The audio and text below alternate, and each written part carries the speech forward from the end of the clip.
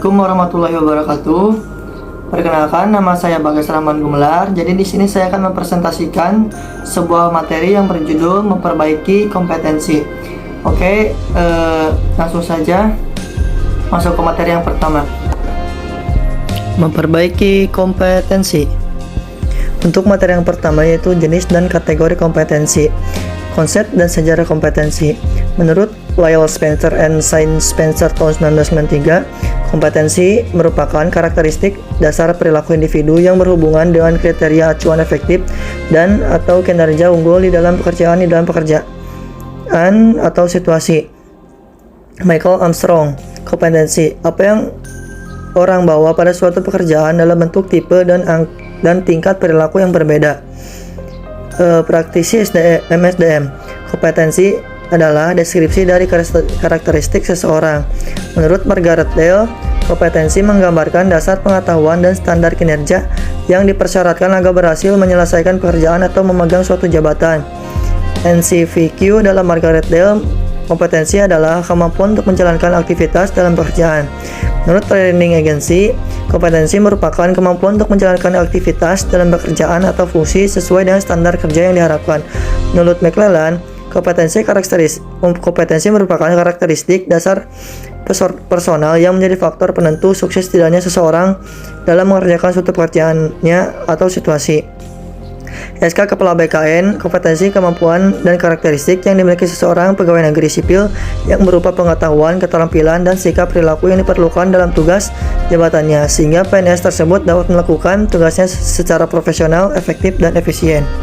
Untuk materi yang kedua yaitu komponen kompetensi. Di sini ada beberapa komponen kompetensi. Yang pertama itu motivitis.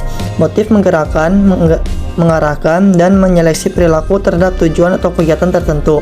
Yang kedua, traits, karakteristik fisik dan respon konsisten terhadap berbagai situasi atau informasi. Yang ketiga, self-concept, yaitu sikap, nilai, dan citra diri seseorang. Yang keempat, knowledge, pengetahuan atau inform seseorang dalam bidang spesifik tertentu. Dan yang terakhir ada skill, kemampuan untuk menyelesaikan tugas fisik tertentu atau tugas mental tertentu. Materi yang ketiga yaitu perlunya kompetensi yang diperbaiki. Determinan yang mempengaruhi atau membentuk kompetensi. Yang pertama yaitu kepercayaan dan nilai. Yang kedua, keahlian atau keterampilan. Yang ketiga, pengalaman. Yang keempat, karakteristik personal. Yang kelima, motivasi. Yang keenam, isu emosional. Dan yang terakhir adalah kapasitas intelektual. Dan materi selanjutnya itu tingkat perbaikan kompetensi. Yang pertama yaitu mudah diperbaiki, mengembangkan orang lain, efisiensi produksi, kerja tim, keahlian teknis, orientasi, pelayanan, dan mengelola kinerja. Yang kedua agak sulit diperbaiki, yaitu orientasi hasil, kualitas putusan, pengaruh, penyelesaian konflik, pemikiran analisis dan kecerdasan organisasional. Yang terakhir adalah sulit diperbaiki, inisiatif, inovasi, integritas, dan kejujuran, pengelolaan tekanan kejiwaan, pemikiran konseptualis, dan fleksibilitas. Perbedaan kompetensi dan konsep lain. Kompetensi merujuk pada pendekatan perilaku tertentu dijadikan parameter untuk mampu melaksanakan pekerjaan secara efektif, berhasil, dan unggul atau superior. Komponen kompetensi terdiri dari dorongan, sifat, citra diri, peran sosial, dan kemampuan. Pemahaman kompetensi. Dalam hal pemahaman kompetensi perlu dijelaskan pengertian tentang pengetahuan, keterampilan, kemampuan, dan bakat untuk mengetahui sejauh mana perbedaan atau kesamaan dari konsep tersebut. Ketiga, pengetahuan seseorang. Pengetahuan yang dimiliki seseorang bisa dikategorikan ke dalam dua jenis, yaitu pengetahuan yang didasari dan pengetahuan yang tidak dapat disadari. Yang keempat, keterampilan perilaku. Keterampilan perilaku yang terkait tugas bisa dikuasai melalui latihan dan bantuan orang lain.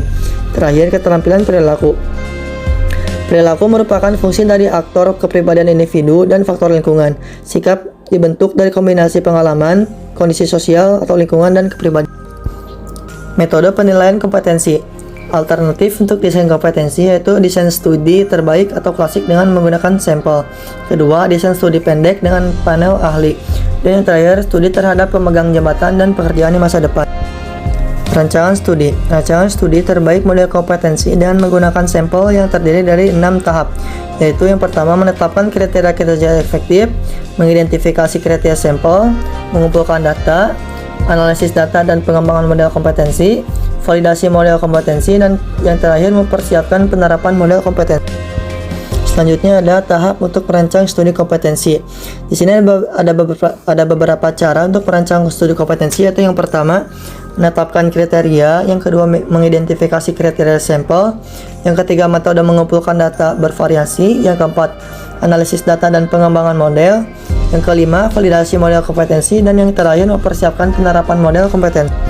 Materi selanjutnya, tahap mendefinisikan model kompetensi. Yang pertama itu menjelaskan kriteria kinerja, yang kedua mengidentifikasi orang-orang untuk sampel kriteria, yang ketiga mengumpulkan data melalui BAI atau metode lain, yang keempat menganalisis data dan mengidentifikasikan kompetensi, yang keempat mengesahkan model kompetensi, dan yang kelima mendesain aplikasi.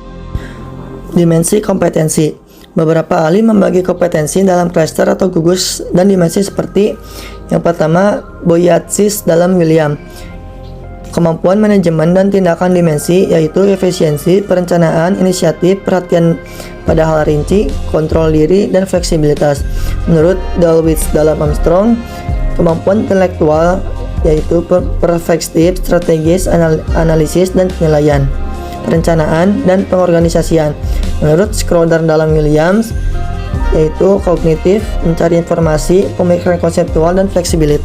Untuk materi selanjutnya ada tabel pembagian kompetensi beberapa ahli. Menurut L. Spencer dan Sean Spencer, pembagian kompetensi yang pertama yaitu manajemen tindakan dan tujuan, yang kedua ada kepemimpinan, yang ketiga manajemen SDM, yang keempat mengarahkan bawahan, yang kelima berfokus pada orang lain, dan yang terakhir ada pengetahuan terspesialis.